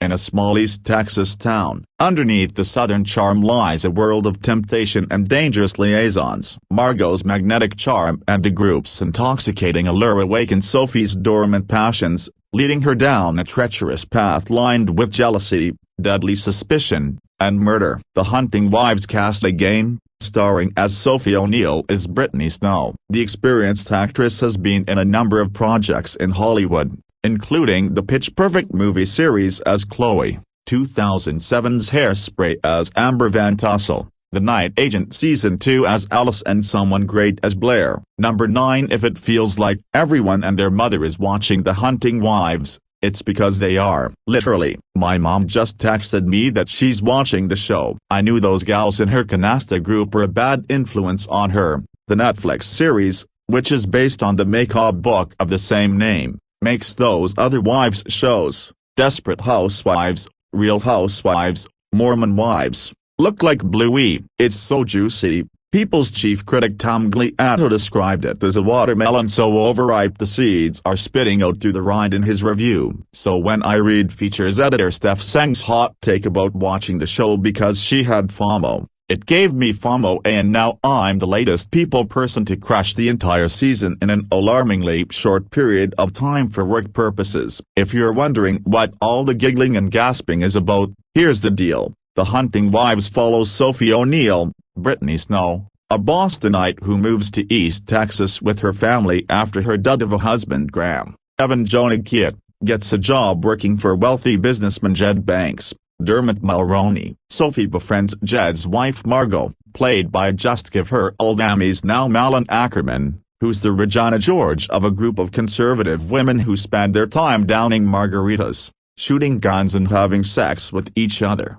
And I thought my book club was fun. While the main plot revolves around a murder mystery, R.I.P. Abby, you seem nice, albeit kind of dim. As many others have said, that's not why we're here. We're here for the sex. There's so much of it between as many duos, and trios, and scenes like that one with Collie and her husband will have you wondering if you really just saw what you think you saw. You did. The sex is so graphic and raunchy that I had to laugh when I read an interview with Akerman where she said that the show is reminiscent of Dynasty or Dallas, two soapy 80s drama about rich people behaving badly, because even the most scandalous moments on those shows, which my parents would occasionally let me watch with them because that's how parents were in the 80s, would be too tame for the opening credits of The Hunting Wives. Trust me, the last thing you want is your kids to wander into the room while you're watching Margot and Sophie hang out and ask why the ladies on the television are wrestling in bed without any clothes on. If you made it through the wild finale, which might be the first time in TV history that spoiler alert, murder case was solved by a tampon, but still have lingering questions like me, mainly, why are the wigs so hilariously awful? You'll be happy to know things are looking promising for a second season. While I wait for the show's writers to figure out the sex combinations they haven't explored yet, I'll be over here on Amazon searching for the perfect amber wig and plunging metallic gown for my Margot Banks Halloween costume. Graham is the worst. Number 10. When I first saw this one as a book of the month pick, a broken bar. I couldn't click the make my book of the month button fast enough. Not only is the cover eye-catching and memorable, but the description sounded tantalizing. I have been on the lookout for a really good domestic thriller lately, Something in the vein of Samantha Downing, and this one sounded perfect. I am sure many of you have seen this book on a number of hot releases or most anticipated lists this spring, and all the buzz made me equally excited and wary. I mean, clearly I bought into the hype since I couldn't get my hands on this one fast enough. However, there was part of me that worried that I wouldn't love it. The last domestic thriller I read that was getting all the buzz I did not like at all, so there was part of me that tried not to hype this one too much in my mind, because if I didn't like it, I didn't want to feel fully let down. I would say this book fell firmly in the good category for me. I mean, I didn't love it in the way that I hoped, but I was content with the book and how things played out. The hunting wives share more than target practice, martinis, and bad behavior in this novel of obsession, seduction, and murder. Sophie O'Neill left behind an envy-inspiring career in the stressful, competitive life of big city Chicago to settle down with her husband and young son in a small Texas town. It seems like the perfect life with a beautiful home in an idyllic rural community. But Sophie soon realizes that life is now too quiet, and she's feeling bored and restless. Then she meets Margot Banks, an alluring socialite who is part of an elite clique secretly known as the Hunting Wives. Sophie finds herself completely drawn to Margot and swept into her mysterious world of late-night target practice and dangerous partying. As Sophie's curiosity gives way to full-blown obsession, she slips farther away from the safety of her family and deeper into his nest of vipers. When the body of a teenage girl is discovered in the woods where the Hunting Wives meet, Sophie finds herself in the middle of a murder investigation and her life spiraling out of control. Summary from Goodreads: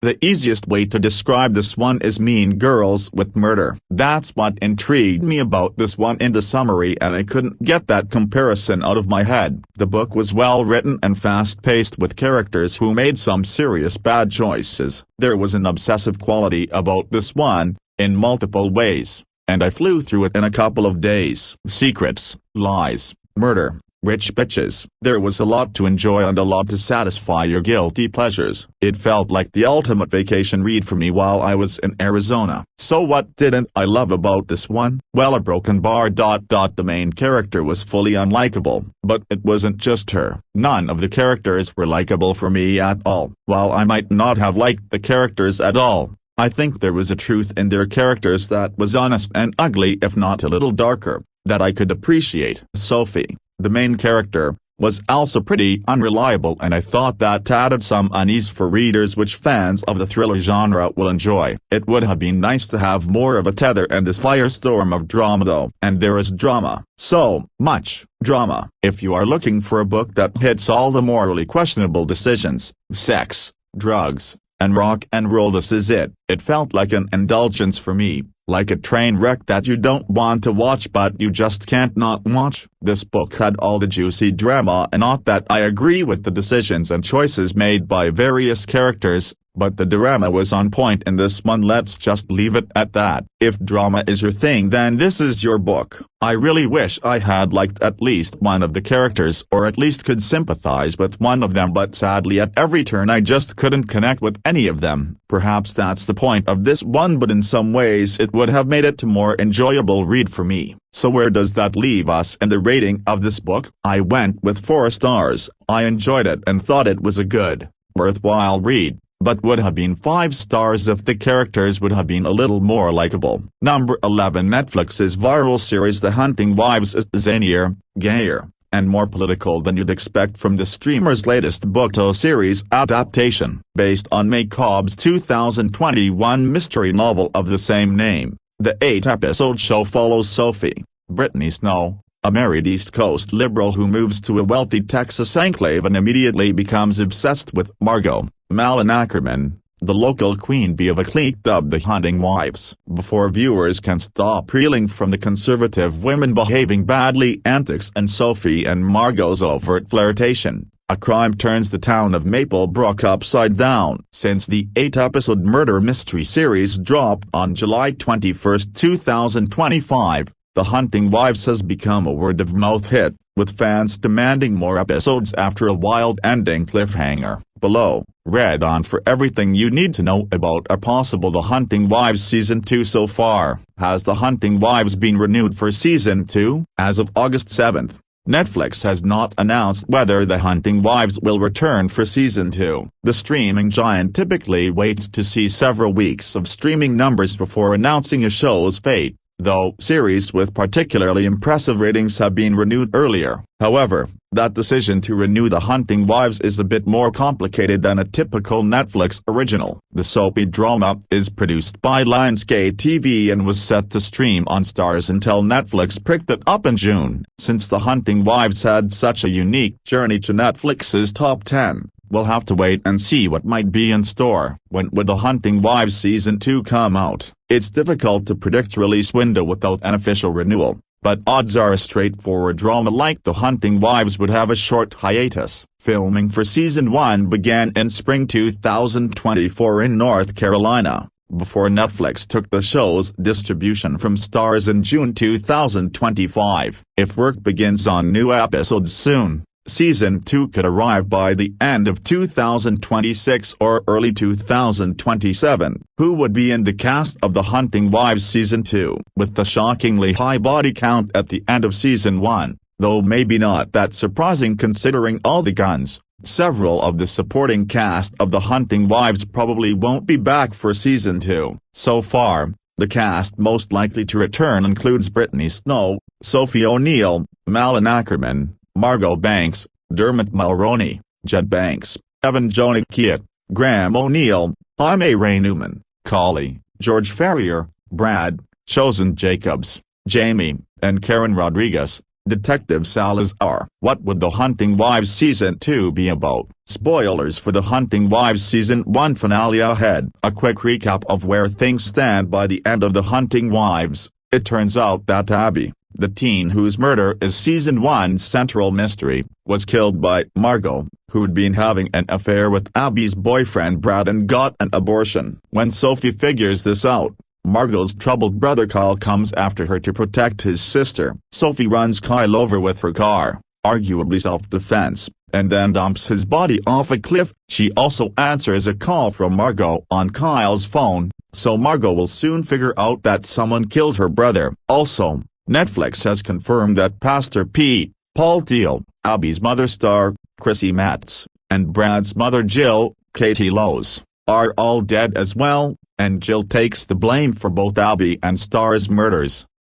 Speaking to Variety, show creator Rebecca Cutter teased that it would be smart for Season 2 to cover a new murder mystery, before adding, "I don't know who done it yet or who got done." She also said that the episodes could pick up a little after the deadly encounter between Sophie and Kyle. "I think we do a little bit of a time jump and not a year, but the time," she told the outlet. "By the end of shooting, I realized that the two engines of the show are the whodunit and the Margot-Sophie relationship, and tracking how those spines intersect with each other. The first thing I'm thinking about is, where are these two women at the start? Where are they at the end? What are the peaks and valleys of their individual power, of their relationship?" So it's tracking a course for that, and then figuring out what the crime engine is. What have the cast and crew said about The Hunting Wives Season 2? In an interview with Vulture, Malin Akerman shared her thoughts on Margot's journey in Season 2 and suggested that her character will be on the warpath after Kyle's death. "Margot is at the point of fear her wrath because this is not going to be good when what happened to Kyle comes out." She also said that,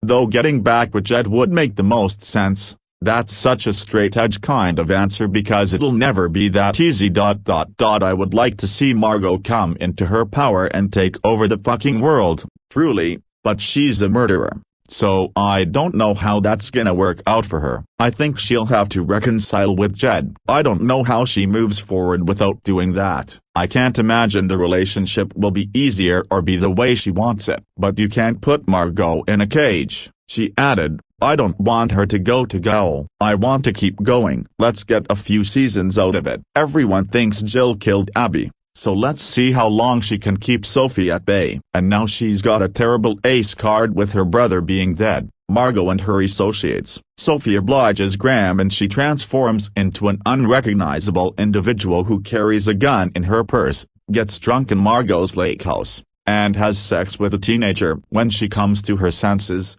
her gun is missing, and she is being accused of killing someone. Whether or not she can prove her innocence is what forms the crux of the story. The Hunting Wives is confusing on so many levels that I don't even know where to start. Let's set the baseline first. This show has been released at a time when conservatism and right-wing ideologies are in full swing in the United States of America. So, you know what you are getting into when the show is set in Texas. There's an overwhelming amount of white people flashing guns and spewing venom against those Mexicans. There's talk about banning abortion, and a lot of Bible thumping is going on. But then the cracks start to appear. For example, there are people of color in Jed's fundraiser and in Margot's friend circle. Then am I supposed to think that the racists in this show are only discriminatory towards Mexicans but are okay with African Americans? Or is the African American community being racist towards Mexicans so that they rub shoulders with the white folk? I don't know. And the fact that this is never addressed is what makes it all the more bewildering. Then there's the LGBTQ angle. As far as I know, the right-wingers that I see on TV, and those leading the USA, are pretty bigoted when it comes to queerness. However, those in this show are partaking in queer sexcapades on a daily basis. So, is that a thinly veiled jab at conservatives who hide their queerness and amplify discriminatory values to fool the voters? Maybe, but it's something that's not talked about in explicit terms. Why? Because the writers are so damn preoccupied with the murder mystery, which is just riddled with plot holes. This might be a little spoiler why, but the central mystery of The Hunting Wives is related to abortion, which makes sense because that's one of the themes that the showrunners are using to critique. I am being generous with the use of critique here, conservatives and right-wingers. But the way they frame abortion as a tool that can dismantle somebody's life in an instant is laughably bad. It's possible that I am out of touch with how Texas works, but I don't think you can show up at someone's house, accuse them of having an abortion, and watch their life crumble away. What also doesn't make sense is the accused killing the accuser because of that threat, especially when you have presented the accused as one of the most evil, manipulative, and powerful individuals in Maplebrook who can make anyone dance to their whims. To make matters worse, they use amnesia to unpack this controversy about abortion. There's a right way and a wrong way to use memory loss as a storytelling device. The right way involves taking out pieces of the story in a strategic manner and bringing them back into focus when the time is right. The wrong way involves taking out the pieces in a random fashion and making some vague insinuations that the puzzle has been solved. Take a wild guess which approach the show opts for. As if that's not too much, this show also has a bunch of red herrings. While I'm not a fan of red herrings in these kinds of narratives anymore, because you know from the get-go that it's a red herring, I'll admit that there's one that works really well, as it underscores the show's critique of Bible-thumping conservatives. Anything that The Hunting Wives does visually is excruciatingly bland. The only time it kind of comes alive is during the sex scenes. But I don't know how much of that can be credited to the directors because you are bound to raise the temperature by getting attractive people to simulate intercourse. What is it telling about the characters? Is it being used to alter the course of the narrative in any significant way? Or is it just there to titillate the viewers? I've no problem if it just aims to steam up the screen. I'm not a prude, but in that case, it needs to be aesthetically pleasing, which it certainly is not. At least in my opinion. Coming to the performances, everybody has done well. Malin Akerman is pretty amazing, especially during the final episode when her character is at her most desperate. Brittany Snow is consistently fantastic from the first episode to the last. Dermot Mulroney doesn't have a lot of screen time, but he lights up the screen whenever he shows up. Karen Rodriguez is really amazing. Jaime Ray Newman, Chrissy Matz, Katie Lowes, Evan Jonig Kiet, George Ferrier, Madison Wolfe, Hunter Emery, Paul Teal, Jason Davis, Lauren Bowles, and the rest of this supporting cast are really solid. They all deserve the better screenplay and competent directors. All of this brings me back to the questions in the title of this review. Who is this show for? What is this show about? It's certainly not for those on the right side of the aisle because it's so confused about its definitions of racism and conservatism. It's definitely not for those on the left side of the aisle because it ends up portraying queerness as a societal evil and does some wishy-washy stuff with its stance on abortion. It definitely wants to be provocative while also fulfilling the norms that are expected from a show set in this subgenre of murder mysteries. But it plays everything way too safe, especially when it comes to the exploration of its themes, to stimulate anybody's mind. The only thing it does succeed in is featuring a bunch of softcore adult scenes,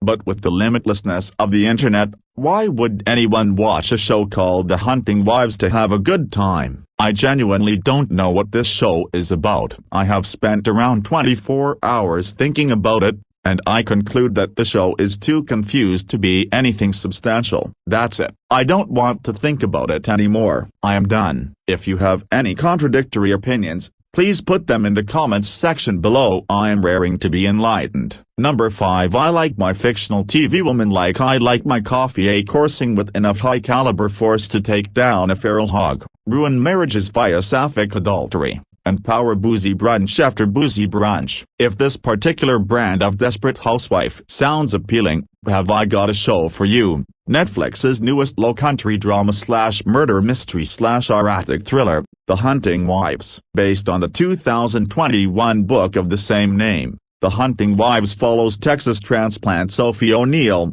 Brittany Snow, as she becomes entangled in a friend group composed entirely of rich, Republican housewives. Spoilers ahead, they're hot and armed and drunk, so of course. In addition to the interpersonal dramas that states with anti-abortion laws and crushing humidity are legally required to provide for their residents, there's also a mysterious murder plot. And that's just episode 1. Former Democratic campaign strategist Sophie and her husband Graham, Evan Jonig Kiet, have left the liberal elite bastion of Cambridge, Massachusetts, where he obtained a certain Ivy League degree, for the small and insular town of Maplebrook. Graham is working for local oil man Jed Banks. Hello, salt and pepper Dermot Mulroney. So Sophie's job is to get into the good graces of Jed's wife, Margot, Malin Akerman. Margot isn't just a gorgeous woman in a very shitty wig, she's also the ringleader of the gossipy wives who run the town and, more specifically, their husbands. They're the sheriff's fiery wife Collie, Jaime Ray Newman, the pastor's strict and God-fearing bride Jill, Katie Lowes, and socialite benchwarmers Taylor, Alexandria DeBerry, and Manny, Joyce, Glenn, or as Sophie calls them, the many Marjorie Taylor Greens. Sophie left behind a massive mistake in Cambridge, one she's happy to bury under an avalanche of megachurch visits, shopping sprees, and secret sips of $25,000 bottles of whiskey. But everything is bigger in Texas, including gubernatorial campaigns, illicit family secrets, and the absolute rescue flair of a lesbian torch Sophie is carrying for Margot. On its own, their affair would be enough to get the show at least 2 more renewal orders, but Margot and Sophie also have to deal with the murder of local cheerleader Abby Madison Wolf, for which Sophie, of course, immediately gets framed. Respectfully, the entire meat of this series is its indescribable,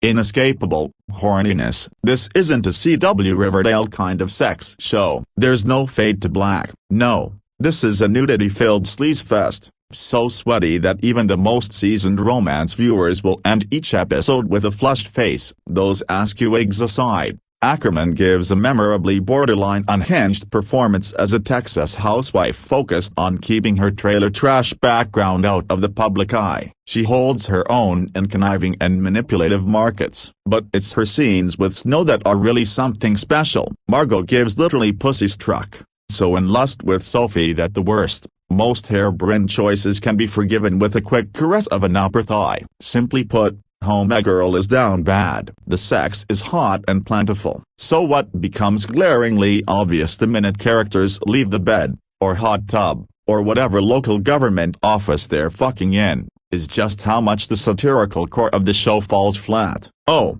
The Hunting Wives is a hilarious speed run through an absurd southern town, but the show isn't the culture war takedown it feels like it's aiming for. The smoking gun is supposed to be the constant revelation of these rich people's hypocrisy. The local sheriff wants to become a Republican talking head for anti-immigration legislation and the liberal decline of their city, even though he likes to get pegged by his wife's bright pink strap-on. Jed wants to run for governor on a family values ticket, even though he met his second wife when she was a hired sex worker for his birthday threesome. Margot wants to be the public face of anti-abortion work. While she recovers from the abortion she had to get rid of the high school quarterback's baby, the Reverend's wife can't stop bragging about her son's future as a Christian NBA star, and all the while he's sleeping with a local girl who could keep him in that small town forever if he gets her pregnant. And Sophie's husband can't take a breath without reminding people he attended Harvard. All of the characters' public lives contradict their private ones. It feels like the entire season has one driving goal: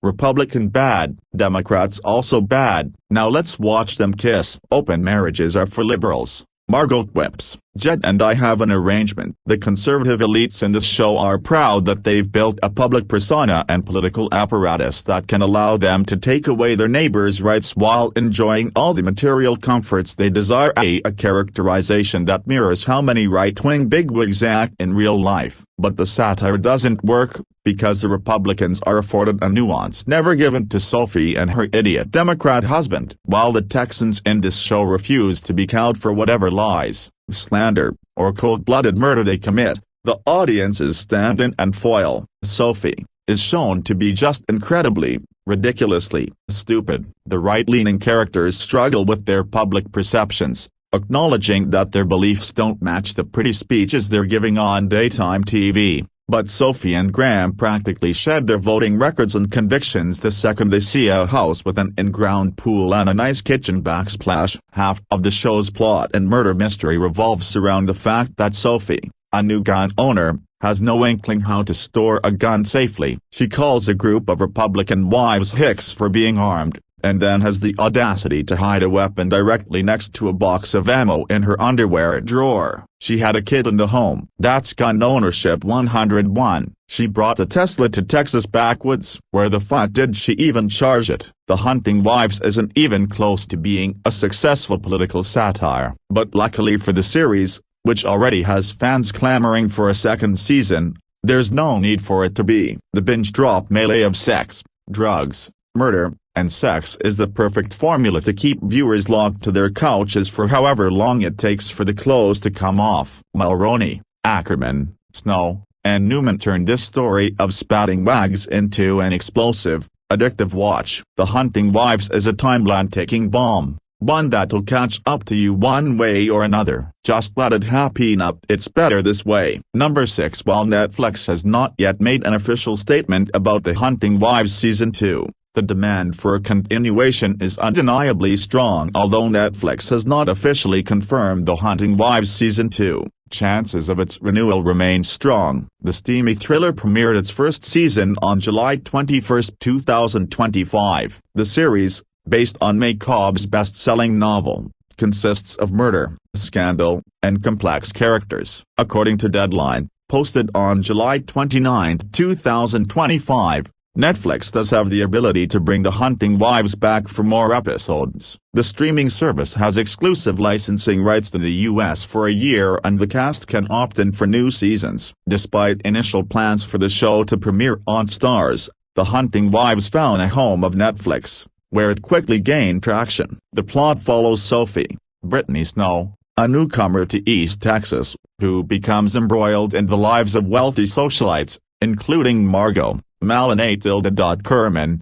Jaime Ray Newman, and Jill, Katie Lowe's. As Sophie's past catches up with her, the group becomes trapped in a series of murders and secrets. So, the hype and expectation regarding what's next has viewers excited. In an interview with CBS 19 in July 2025, Cobb stated, "I feel like there is so much more story to be told. It ends on a cliffhanger, and also, the cast and crew are so wonderful. We all just want to get back together and work together again." During another interview, Snow mentioned, I think that that's something that she probably hasn't even wrestled with within herself, as far as why she's comfortable keeping herself in that box and also keeping secrets from herself. That's a dark night of the soul situation that we would only be seeing in season 2. She further stated, "I don't know how she's going to get there. Therapy? Maybe a really good therapist and a lot of time." The show's growing popularity makes it likely that there will be a second season of The Hunting Wives. The Hunting Wives Season 1. What happened in the recent Netflix series? The Hunting Wives opens with the dramatic murder of a young woman named Abby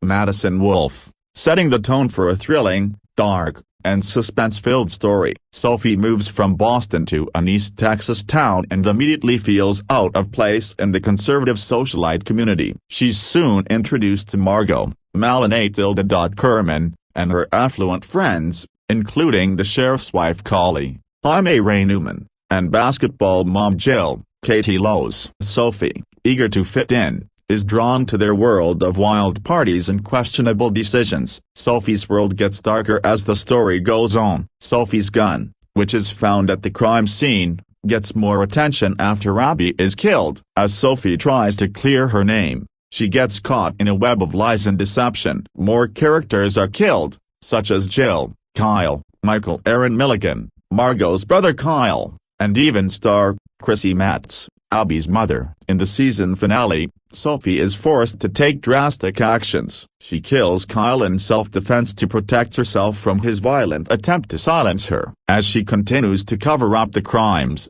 Sophie's world unravels. Meanwhile, the role of Pastor Pete brings value to the investigation. However, his story ends in his suicide after his connection was proved in a kidnapping case. Sophie's journey ends in chaos and now she is left to deal with the deadly consequences of her actions. The Hunting Wives Season 1 episodes are available to stream on Netflix. Number 7. Meet the wee wives from Maplebrook, Texas in the new Netflix series The Hunting Wives, based on the novel by the same title written by May Cobb. Starring Dermot Mulroney, Malin Akerman, Brittany Snow and Jackie Dallas. Dallas brings Gia who will deliver the unexpected to the Maplebrook's locals. The synopsis: The Hunting Wives is a racy drama that follows newcomer Sophie O'Neill, Brittany Snow, pitch perfect, as she becomes entranced with Margot Banks, Malin Åkerman, Watchmen, a seductive socialite, and her exclusive circle of affluent girlfriends, known as the Hunting Wives,